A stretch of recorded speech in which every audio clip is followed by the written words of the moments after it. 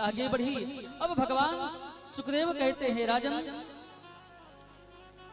जो महाराज दक्ष की महाराज मनु की सबसे बड़ी पुत्री है देवहूति,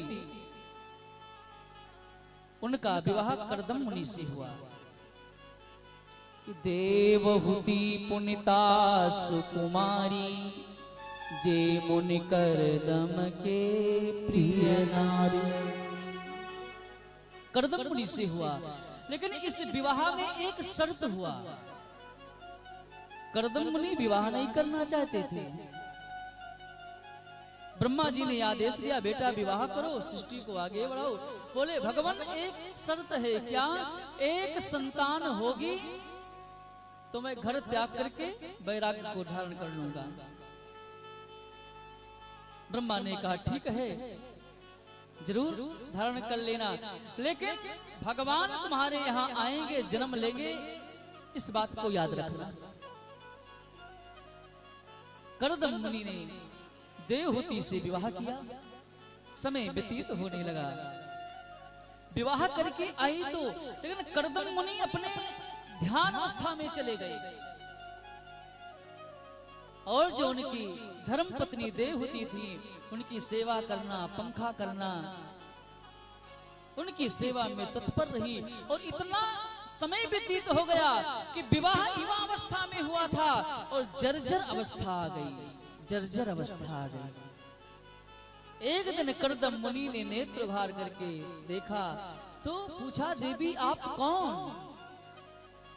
देवहूति ने प्रणाम करते हुए कहा, स्वामी जी मैं आपकी अर्धांगिनी, आपकी धर्मपत्नी, महाराज मनु की पुत्री, आपकी सेविका यहाँ कैसे आई? महाराज आपके साथ में विवाह हुआ। अच्छा देवी, हम तो ध्यान में इतने मग्न हो गए, सब भूल गए। देवी जी आपके मन में कुछ इच्छाएं जागृत नहीं हुई? बोले महाराज एक ही इच्छा जागृत है कि पति ही परमेश्वर है, पति के चरणों की सेवा करना पत्नी का सर्वप्रथम धर्म है। एक ही धर्म एक व्रत नेमा, काई वचन मन पति पद प्रेमा। भगवान एक ही इच्छा थी तो मैं आपकी सेवा करती रही। महाराज कर्दम अति प्रसन्न हुए, जल लिया और मंत्र पढ़ करके नीचे धरती पर छिटा दिया। एक सुंदर विमान प्रकट हो गया, उस विमान पर दोनों बैठे, एक सरोवर में जाकर के स्नान किया और स्नान करते ही दोनों 16 वर्ष के युवान हो गए। ये मंत्र की शक्ति होती है। युवान हो गए और उसके बाद में अनेक वर्षों तक विहार करते रहे और समय आने पर 9 कन्याओं को जन्म हुआ। महाराज कर्दम के द्वारा देवहूति मैया के गर्भ से 9 कन्याओं का जन्म हुआ। एक दिन कर्दम ऋषि जी महाराज बैठे थे और अपने मन में सोचने लगे कि मैंने कहा था कि एक संतान का जन्म होगा तो मैं विरक्त बन जाऊंगा, और बाबा गिरी छोड़ करके कैसे गृहस्थ के चक्कर में पड़ गया कि 1 से 9 संख्या पहुंच गई। एक दिन कहा, देवी जी अब जा रहे हैं जंगल में तप करने के लिए।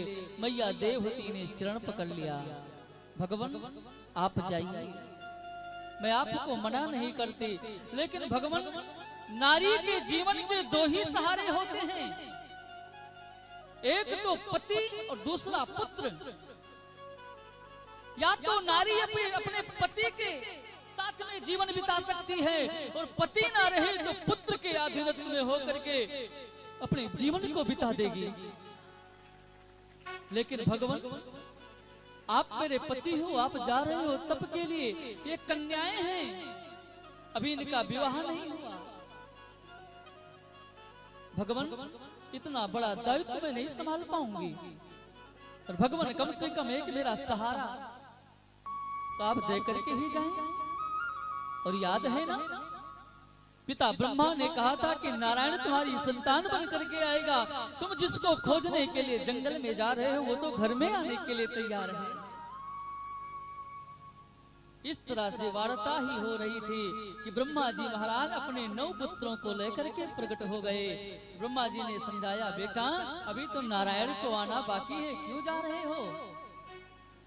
करदम मुनि ने प्रणाम किया, वंदन किया और निवेदन किया, पिताजी एक निवेदन करूं क्या? आपके पास 9 पुत्र हैं, मेरे पास 9 कन्याएं, एक दूसरे को ढूंढना ना पड़े, इसलिए आपका आदेश हो तो इन्हीं से इनका विवाह कर दिया जाए। ब्रह्मा जी महाराज अति प्रसन्न हुए और वहीं पर विवाह करना चालू कर दिया। कहते हैं कला देवी का विवाह मारीची के साथ में, अनसुईया का विवाह अत्रि जी महाराज के साथ में, अरुंधति का विवाह वशिष्ठ जी महाराज के साथ में, ख्याति का विवाह भृगु जी महाराज के साथ में, शांति का विवाह अथर्वणा के साथ में, क्रिया का विवाह क्रतु के साथ में, हबुरवा का विवाह पुलस्त के साथ में। इस तरह से 9 बेटियों का विवाह करदम ऋषि ने 9 ऋषियों से कर दिया। ब्रह्मा जी अपने लोक को चले गए, अपने पुत्रों को और बधुओं को लेकर के 10वीं संतान के रूप में भगवान स्वयं मां देवहूति के गर्भ में आते हैं। समय आने पर भगवान का जन्म होता है और इनका नाम होता है कपिल देव भगवान। बोलिए कपिल देव भगवान की जय हो। और जब कपिल देव भगवान बड़े हुए, अब तो करदम ऋषि ने कहा, देवी जी अब तो जंगल को जाऊं? बोले महाराज चाहिए बाप। करदम ऋषि चले जाते हैं जंगल में। कपिल देव भगवान की सेवा करके मां ने बढ़ाया और एक दिन कपिल देव के सामने हाथ जोड़ करके मैया ने कहा, भगवान आप साक्षात नारायण हैं, मैं जानती हूँ, भगवान मुझे उपदेश दीजिए, ज्ञान दीजिए। तो भगवान ने मैया देवहूति को उपदेश दिया। उस उपदेश का नाम हुआ सांख्य शास्त्र। सांख्य शास्त्र जिम प्रगट बखाना, सांख्य शास्त्र के नाम से नाम पड़ा।